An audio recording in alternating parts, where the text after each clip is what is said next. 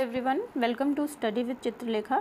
जैसा कि आप लोग जानते हो, हम लोग यूपी पीसीएस प्रीलिम्स 2024 को टारगेट कर रहे हैं, जिसके लिए हम लोग प्रैक्टिस सेट सॉल्व कर रहे हैं। आज हम लोग सेट नंबर 40 सॉल्व कर रहे हैं। इससे पहले 39 सेट पेपर हम लोग सॉल्व कर चुके हैं। अगर आप लोगों ने ये क्लासेस नहीं देखी हैं तो इनको देख लीजिएगा, लिंक आपको डिस्क्रिप्शन बॉक्स में मिल जाएगा। आज की क्लास में हम पॉलिटी टारगेट करने वाले हैं। पॉलिटी में आज आपको पंचायती राज व्यवस्था, जुडिशरी के क्वेश्चन मिलेंगे। ठीक है, ये प्रीवियस ईयर के क्वेश्चंस हैं। हम सभी जानते हैं प्रीवियस ईयर के क्वेश्चन बहुत इंपॉर्टेंट होते हैं पीसीएस में और आरओ एआरओ के एग्जाम्स में भी। तो आज की क्लास में हम प्रीवियस ईयर के क्वेश्चन सॉल्व करने वाले हैं। क्लास पसंद आएगी तो क्लास को लाइक कर दीजिएगा और शेयर करिएगा अपने दोस्तों के साथ, अपने स्टडी ग्रुप्स में, पीयर ग्रुप्स में। चैनल पर पहली बार आए हैं तो चैनल को सब्सक्राइब कर लीजिए और बेल आइकन प्रेस कर दीजिए। जल्दी से आज का पहला प्रश्न देखिए। निम्नलिखित में से किस मामले में सर्वोच्च न्यायालय ने कहा कि मौलिक अधिकार एक व्यक्ति को अपने जीवन को उस तरीके से तैयार करने में सक्षम बनाता है जो उसे सबसे अच्छा लगता है? तो ये वाला जो स्टेटमेंट है ये गोलकनाथ बनाम पंजाब राज्य में दिया गया था। तो ऑप्शन नंबर 2 जो है ये करेक्ट ऑप्शन हो जाएगा हमारे क्वेश्चन का। गोलकनाथ बनाम पंजाब राज्य जो केस है ये 1967 में सर्वोच्च न्यायालय का मामला था, जिसमें सुप्रीम कोर्ट ने फैसला सुनाया था कि जो संसद है संविधान में किसी भी मौलिक अधिकार को कम नहीं कर सकती है। ठीक है, तो ये बात ध्यान रखिएगा। मौलिक अधिकार कहाँ पर आते हैं? मौलिक अधिकार आपको मिलते हैं भाग 3 में। ठीक है, मौलिक अधिकार मिलेंगे आपको भाग 3 में, जो कि एक व्यक्ति को गारंटी देते हैं यदि किसी भी व्यक्ति के मौलिक अधिकारों का हनन होता है तो वो अनुच्छेद 32 के तहत सुप्रीम कोर्ट में रिट कर सकता है। ठीक है, सुप्रीम कोर्ट के पास जा सकता है। और अनुच्छेद 226 के तहत किसके पास जा सकता है? ये जा सकता है हाई कोर्ट के पास। ठीक है, तो ये बातें ध्यान रखिएगा, ये बहुत ही इम्पोर्टेंट बात है। ठीक है, अच्छा, यहाँ पर कितने सदस्यों की बेंच थी? 11 सदस्यों की बेंच थी, तो ये बात भी ध्यान रखिएगा। और अनुच्छेद 368 के तहत एक संविधान संशोधन हुआ था, जिसमें 13(3) के अंतर एक सामान्य कानून था ये। ठीक है, तो ये वाली सारी बातें ध्यान रखेंगे। और जो भी अन्य बातें हैं ये आप लोग क्या करते हैं, इसको पढ़ सकते हैं, वीडियो को पॉज करके। यहाँ पे सारी चीज़ें मेंशन कर दी गई हैं। ठीक है, चलिए अगले क्वेश्चन पर आइए। देखिए, अगले क्वेश्चन को शुरू करने से पहले मैं आप लोगों को बता दूं कि जो फंडामेंटल राइट्स हैं इनकी एक बहुत ही डिस्क्रिप्टिव क्लास नहीं है। आपको 3 क्लासेस मिलेंगी जहां पे फंडामेंटल राइट्स की सारी चीज़ें आपको मिल जाएंगी। डिस्क्रिप्टिव वे में फंडामेंटल राइट्स पढ़ाए गए हैं, तो आप लोग क्लास को देख सकते हो, लिंक डिस्क्रिप्शन बॉक्स में दे दूँगी। चलिए क्वेश्चन देखिए। संविधान की व्याख्या से जुड़े किसी भी मामले की सुनवाई के लिए आवश्यक उच्चतम न्यायालय में न्यायाधीशों की न्यूनतम संख्या कितनी होती है? तो कम से कम 5 सदस्य होने चाहिए जब संवैधानिक पीठ की बात होती है। ठीक है, संविधान की व्याख्या जब भी करनी होती है तो संवैधानिक पीठ कितने की होनी चाहिए, कितने न्यायाधीश होने चाहिए? 5 होने चाहिए। ठीक है, ऑप्शन नंबर 4 क्वेश्चन का करेक्ट आंसर है। नेक्स्ट क्वेश्चन देखिएगा। संविधान के तहत कानून के प्रश्न पर सर्वोच्च न्यायालय की राय लेने का अधिकार किसके पास है? तो जब भी सर्वोच्च न्यायालय से राय लेने की बात आती है तो ये अधिकार भारत के राष्ट्रपति के पास है। और भारत का राष्ट्रपति अनुच्छेद 108 के तहत सुप्रीम कोर्ट से सलाह ले सकते हैं। ठीक है, सलाह को मानना या ना मानना ये जो है राष्ट्रपति के विवेक पर निर्भर करता है। ठीक है, चलिए नेक्स्ट क्वेश्चन को देखिएगा। नेक्स्ट क्वेश्चन क्या है? भारत के सर्वोच्च न्यायालय के बारे में निम्नलिखित में से कौन सा कथन सही है? तो देखिए, इनमें से जो कथन सही है वो ये है कि इसमें मूल अपीली के साथ साथ सलाहकारी क्षेत्राधिकार भी निहित है। देखिए, सलाहकारी इसलिए क्योंकि अनुच्छेद 108 के तहत क्या करता है, राष्ट्रपति सलाह लेता है सर्वोच्च न्यायालय की, इसलिए सलाहकारी क्षेत्राधिकार भी निहित है। तो ऑप्शन नंबर 4 जो है क्वेश्चन का करेक्ट आंसर हो जाएगा। नेक्स्ट क्वेश्चन को देखिएगा। बम्बई, मद्रास और कलकत्ता में उच्च न्यायालयों की स्थापना कब की गई थी? तो बम्बई, मद्रास और कलकत्ता में 1961 में उच्च न्यायालयों की स्थापना की गई थी। ठीक है, 1961 में भारतीय उच्च न्यायालय अधिनियम 1961 नहीं, इसको करेक्ट करिएगा, 1861 है ये। ठीक है, 1861 में हुई थी, उच्च न्यायालय अधिनियम के द्वारा की गई थी 1861 में, जो कि जारी हुआ था। और 1858 में जब विधि आयोग की ने सिफारिश की थी, तब संसद ने भारत में उच्च न्यायालय अधिनियम 1861 पारित किया था, जिसमें 3 जगह पर कलकत्ता, मद्रास और बॉम्बे में उच्च न्यायालयों की स्थापना का सुझाव दिया गया था। ठीक है, तो ये बात ध्यान रखिएगा। 1862 में कलकत्ता का जो उच्च न्यायालय है ये चार्टर एक्ट के द्वारा आया था, जो कि जून 1862 में, फिर उसके बाद मद्रास और बॉम्बे में भी चार्टर का आदेश दिया गया था। इस प्रकार से पहला उच्च न्यायालय, अगर क्वेश्चन बने कि भारत में पहला उच्च न्यायालय कहाँ पर स्थापित हुआ था, तो सबसे पहला उच्च न्यायालय कलकत्ता में स्थापित हुआ था। तो इस बात को ध्यान रखिएगा। नेक्स्ट क्वेश्चन को देखिएगा। निम्नलिखित में से कौन मार्च 2015 में समर्पित वाणिज्यिक पीठों की स्थापना की घोषणा करने वाला पहला उच्च न्यायालय बन गया है? तो दिल्ली उच्च न्यायालय ने अभी मार्च 2015 में ऐसी घोषणा की थी। तो ऑप्शन नंबर 4 क्वेश्चन का करेक्ट आंसर हो जाएगा। नेक्स्ट क्वेश्चन को देखिएगा। मार्च 2013 में निम्नलिखित में से किस राज्य में उच्च न्यायालय स्थापित किए गए हैं? तो देखिए यहाँ पर अरुणाचल प्रदेश, मेघालय, मिजोरम और त्रिपुरा ये हमारे ऑप्शन में दे रखे हैं, जिसमें से मेघालय और त्रिपुरा में अभी किए गए थे उच्च न्यायालय स्थापित। ठीक है, तो ऑप्शन नंबर 2 जो है करेक्ट आंसर हो जाएगा, 2 और 4। नेक्स्ट क्वेश्चन पर आइएगा। उच्चतम न्यायालय का कोई न्यायाधीश किसको लिखकर अपने पद से त्यागपत्र दे सकता है? तो देखिए, उच्चतम न्यायालय के न्यायाधीश को शपथ कौन दिलाता है? भारत के राष्ट्रपति के द्वारा दिलाई जाती है। यदि उच्चतम न्यायालय के किसी भी न्यायाधीश को अपने पद से त्यागपत्र देना है तो वह राष्ट्रपति को लिखकर पद से त्यागपत्र दे सकता है। तो ऑप्शन नंबर 2 जो है क्वेश्चन का करेक्ट आंसर हो जाएगा। ठीक है, चलिए नेक्स्ट क्वेश्चन पर आइएगा। उच्च न्यायालय द्वारा व्यक्ति की स्वतंत्रता को सुरक्षित करने के लिए निम्नलिखित में से कौन सी रिट जारी की जा सकती है? तो देखिए, व्यक्ति की स्वतंत्रता को सुरक्षित करने के लिए जो रिट जारी की जाती है वो की जाती है बंदी प्रत्यक्षीकरण। बंदी प्रत्यक्षीकरण का मतलब होता है कि किसी भी व्यक्ति को जिसको बंदी बनाया गया है उसको सशरीर 24 घंटे के अंदर कोर्ट के सामने जो है पेश किया जाए। ठीक है, तो बंदी प्रत्यक्षीकरण करेक्ट ऑप्शन हो जाएगा हमारे क्वेश्चन का। जैसा कि हमने पहले भी डिस्कस किया है ये कि हाई कोर्ट या सुप्रीम कोर्ट के द्वारा 5 प्रकार की रिट्स जारी की जाती हैं। अनुच्छेद 32 के तहत कौन करता है? सुप्रीम कोर्ट करता है। अनुच्छेद 226 के तहत कौन करेगा? High court. ठीक है, ध्यान रखिएगा इस बात को। और जो रिट है ये इसको क्या कहते हैं? ये लिखित आदेश होता है, ये कानूनी दस्तावेज होता है जो एक न्यायालय द्वारा जारी किया जाता है, जो किसी व्यक्ति या संस्था को एक विशेष कार्य करने के लिए एक विशिष्ट कार्य करने से रोकने का आदेश होता है। ठीक है, और मैंने आपको बताया कि 32 के तहत सुप्रीम कोर्ट करेगा और 226 के तहत कौन करेगा? हाई कोर्ट करेगा। कितने प्रकार की रिट्स होती हैं? 5 प्रकार की रिट्स जारी की जाती हैं, ये बात भी ध्यान रखिएगा। और आप लोगों को मूलाधिकार के फंडामेंटल राइट्स की क्लासेस डिस्क्रिप्टिव वे में मिल जाएंगे, लिंक आपको डिस्क्रिप्शन बॉक्स में मिलेगा, उनको देख लीजिएगा। बहुत हेल्पफुल क्लासेस हैं आप लोगों के लिए, तो उनको समय निकाल के देख ज़रूर लीजिएगा। ठीक है, वीडियो पसंद आएगा तो लाइक ज़रूर कर दीजिएगा। नेक्स्ट क्वेश्चन देखते हैं। भारत में न्यायिक समीक्षा का दायरा सीमित है, ये अभिकथन है। कारण आर क्या कह रहा है? भारतीय संविधान में कुछ उधार की वस्तुएं हैं।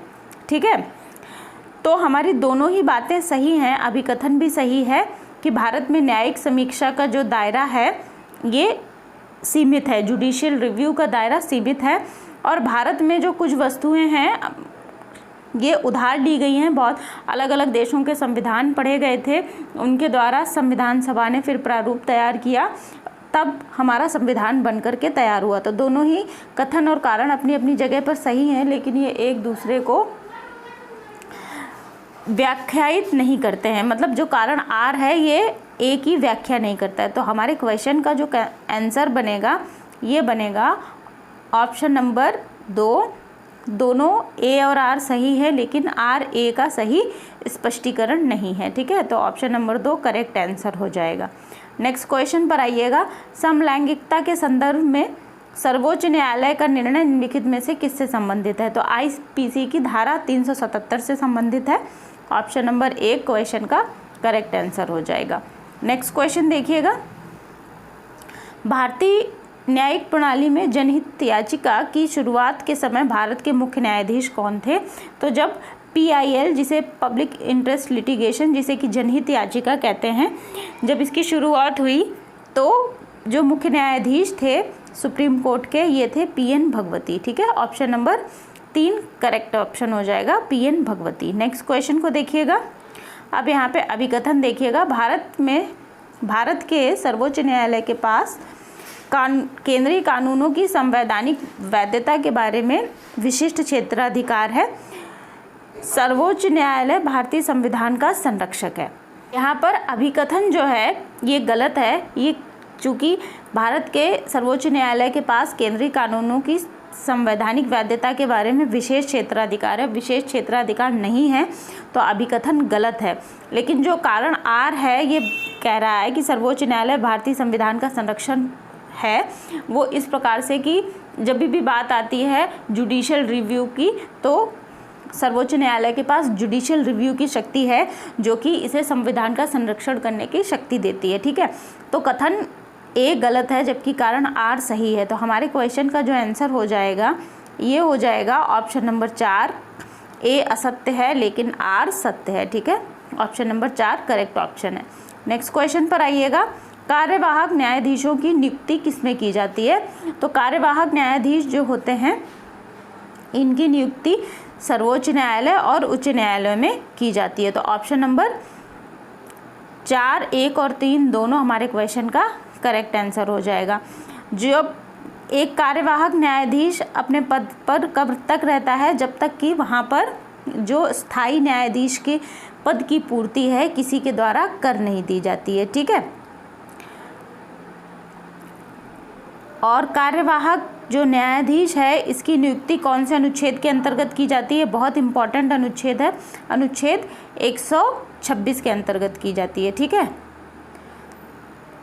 और एक और इम्पॉर्टेंट बात ध्यान रखिएगा, जब भारत के मुख्य न्यायाधीश का पद खाली होता है या जब मुख्य न्यायाधीश के अनुपस्थिति से कार्यालय में कर्तव्यों का पालन करने में असमर्थ होते हैं तो कार्यालय में कर्तव्यों का पालन किसी अन्य एक ऐसे न्यायाधीश के द्वारा निष्पादित किया जाता है जैसा कि राष्ट्रपति उसे इस उद्देश्य के लिए नियुक्त करता है। ठीक है, और जो एडहॉक जजेस होते हैं, कार्यवाहक न्यायाधीश हैं, इनकी नियुक्ति किसके द्वारा की जाती है? राष्ट्रपति के द्वारा।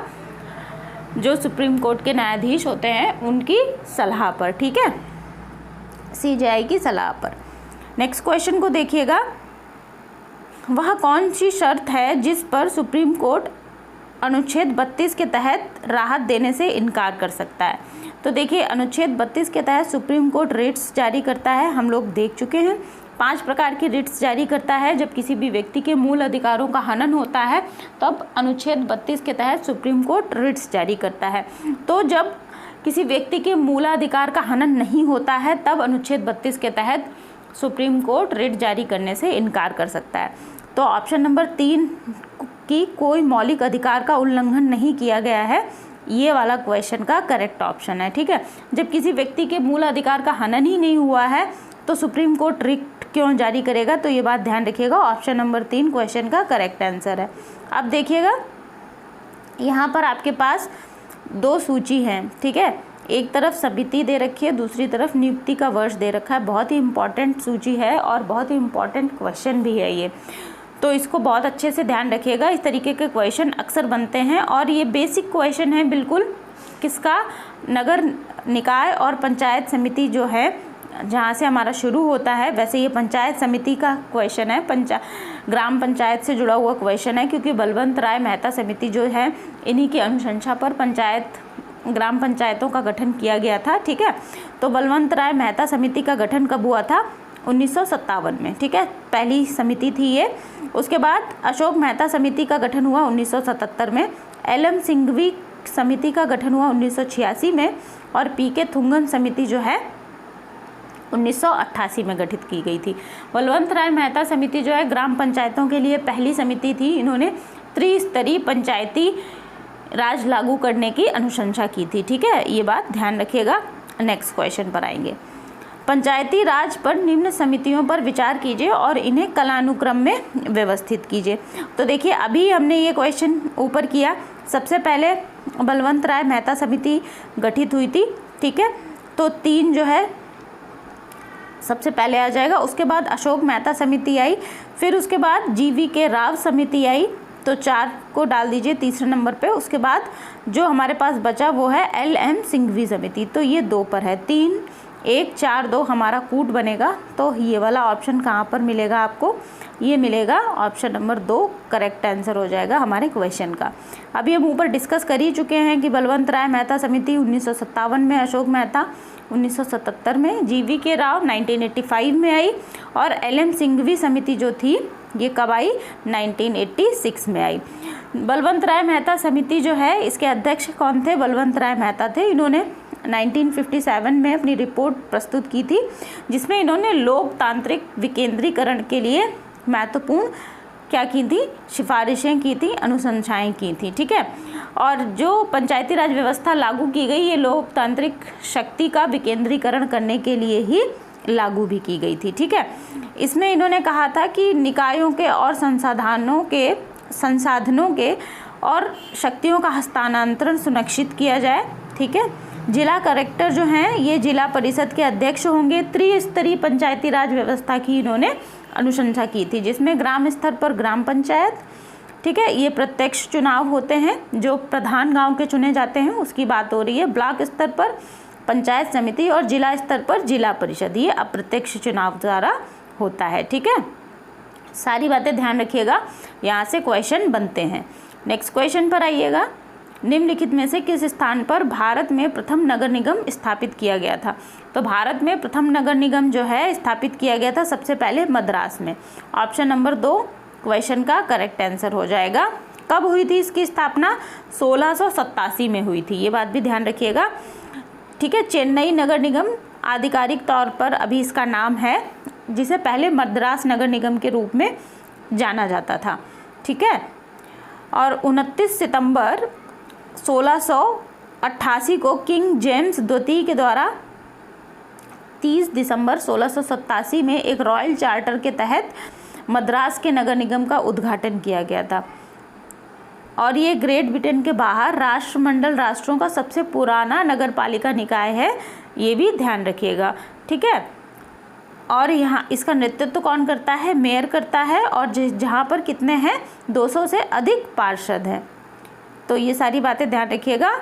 और एक चीज़ और कि दूसरा विश्व का या दुनिया का सबसे पुराना नगर निगम कौन है, मद्रास नगर निगम है, ठीक है। चलिए अब आएंगे हम नेक्स्ट क्वेश्चन पर। उत्तर प्रदेश में पंचायती राज संस्थाओं में महिलाओं के लिए आरक्षित सीटों की संख्या क्या है। तो पंचायती राज व्यवस्था में जो कुल सीटें होती हैं उनका 1/3 हिस्सा महिलाओं के लिए आरक्षित होता है, तो ऑप्शन नंबर 1 हमारे क्वेश्चन का करेक्ट आंसर हो जाएगा। जो पंचायती राज व्यवस्था है बलवंत राय मेहता समिति की अनुशंसा पर लागू की गई थी, पहली समिति थी, उसके बाद और भी समितियां बनी, ठीक है, हम डिस्कस ही कर चुके हैं। अनुसूचित जाति जनजाति OBC के लिए 27% आरक्षण है, और महिलाओं के लिए कुल सदस्य संख्या का 1/3 आरक्षण है, ठीक है। और पंचायती राज व्यवस्था इसमें मिलेगा आपको भाग 9 में मिलेगा, नगर निकाय किस में मिलेगा, 9 का में मिलेगा, ठीक है। 73वें संविधान संशोधन के द्वारा जोड़ा गया था पंचायती राज व्यवस्था, और नगर निकाय किसके द्वारा जोड़ा गया था, ये जोड़ा गया था 74th अमेंडमेंट के द्वारा, ये बातें ध्यान रखिएगा। नगर पंचायत के लिए ग्राम प्रधान होता है, ठीक है, हर 5 वर्ष के बाद उसका जो है चुनाव होता है प्रत्यक्ष रूप में, ये बात भी ध्यान रखेंगे, ठीक। नेक्स्ट क्वेश्चन पर आएंगे। निम्नलिखित में से किस पंचायती राज्य में पंचायती राज व्यवस्था सबसे पहले लागू की गई थी। तो देखिए सबसे पहले पंचायती राज व्यवस्था लागू की गई थी राजस्थान में, ठीक है, राजस्थान के नागौर में पंचायती राज व्यवस्था सबसे पहले लागू हुई थी, तो ऑप्शन नंबर 3 हमारे क्वेश्चन का करेक्ट आंसर हो जाएगा। नेक्स्ट क्वेश्चन पर आइएगा। निम्नलिखित में से कौन राज्य एवं स्थानीय सरकार के बीच राजस्व वितरण के लिए उत्तरदायी होता है। तो जो राज्य वित्त आयोग होता है, राज्य और स्थानीय सरकार के बीच में राजस्व वितरण के लिए उत्तरदायी होता है, तो ऑप्शन नंबर 3 क्वेश्चन का करेक्ट आंसर हो जाएगा। नेक्स्ट क्वेश्चन को देखेंगे। निम्नलिखित में से, अब ये क्वेश्चन जो है रिपीट हो रहा है, नेक्स्ट क्वेश्चन पर आते हैं। पंचायत समिति के सदस्य डैश होते हैं। तो जो पंचायत समिति होती है, हमने अभी डिस्कस किया था, पंचायत समिति के सदस्य जनता द्वारा सीधे चुने जाते हैं। दैट मीन्स इसका जो होता है, क्या होता है, प्रत्यक्ष चुनाव होता है। ठीक है, तो ऑप्शन नंबर 3 क्वेश्चन का करेक्ट आंसर हो जाएगा। निम्नलिखित में से कौन सी समिति पंचायती राज व्यवस्था से संबंधित नहीं है? तो हमने देखा था बलवंत राय मेहता, अशोक मेहता और एल.एन. सिंघवी, इसके अलावा जी.वी.के. राव समिति। ठीक है, ये किससे जुड़ी थी? पंचायती राज व्यवस्था से जुड़ी थी। जबकि P.V.N. राव समिति ये पंचायती राज व्यवस्था से नहीं जुड़ी हुई है। तो ऑप्शन नंबर 1 क्वेश्चन का करेक्ट आंसर है। ठीक है, नेक्स्ट क्वेश्चन को देखिएगा। उत्तर प्रदेश की जिला योजना में निम्नलिखित पंचायतों में से कौन सी शामिल हैं? तो उत्तर प्रदेश जिला योजना में नगर पंचायत, ग्राम पंचायत और क्षेत्र पंचायत, ये तीनों ही शामिल हैं। तो ऑप्शन नंबर 4, 1, 2 और 3 हाँ सभी हमारे क्वेश्चन का करेक्ट आंसर हो जाएगा, ऑप्शन नंबर 4। नेक्स्ट क्वेश्चन को देखिएगा। उत्तर प्रदेश के निम्नलिखित में से किस जिले में एक 112 वर्षीय महिला जिनका नाम नौरोजी देवी है को एक गांव में का प्रधान चुना गया है? तो ये उत्तर प्रदेश के आजमगढ़ ज़िले की सबसे बुजुर्ग महिला हैं जो कि ग्राम प्रधान चुनी गई हैं। ठीक है, तो ऑप्शन नंबर 3 क्वेश्चन का करेक्ट आंसर हो जाएगा, जिनका नाम क्या है? नौरोजी देवी है। अभी कब चुने गई थी ये? 2015 में जो ग्राम पंचायत का चुनाव हुआ था आजमगढ़ ज़िले में, वहाँ पर ये एक गांव की ग्राम प्रधान चुनी गई हैं। आजमगढ़ का कौन सा ज़िला है? आजमगढ़ ज़िला है। ठीक है, और उसका फूलपुर प्रखंड के अधमा मऊ गांव का नाम भी देख लीजिएगा, अधमा मऊ गांव है, वहाँ की ग्राम प्रधान है ये। ठीक है, और इन्होंने हराया किसको है? तो इनकी प्रतिद्वंदी थी रुकैया, उनको हराया है। ठीक है, तो ये सारी बातें ध्यान रखिएगा। अगले क्वेश्चन पर हम आते हैं। अच्छा, एक चीज़ और देख लीजिए कि सबसे कम आयु के कौन हैं तो चुने गए थे ग्राम प्रधान। तो ये टोंडरपुर गांव है, शुभम, वहाँ के शुभम सिंह हैं जिनकी आयु 21 वर्ष है, वे ग्राम प्रधान चुने गए थे। ठीक है, ये 2015 की बात हो रही है।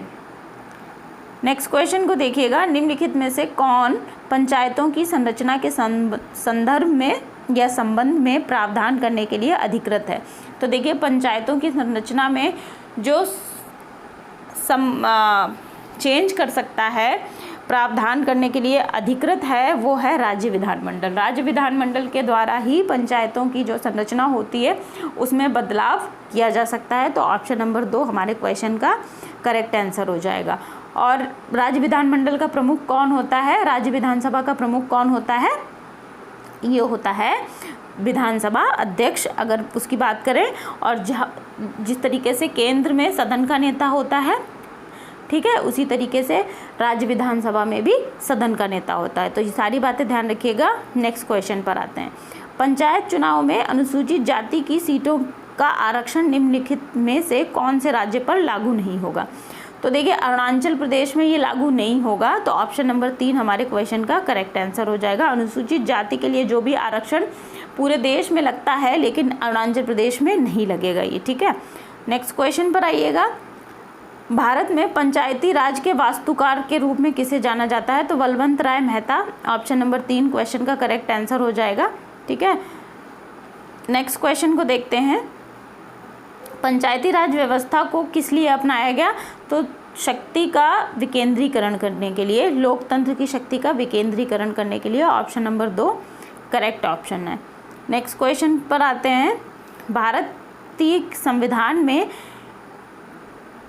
किस भाग में पंचायती राज व्यवस्था का प्रावधान है? तो हम ऊपर डिस्कस कर चुके हैं, भाग 9 में पंचायती राज व्यवस्था का प्रावधान है।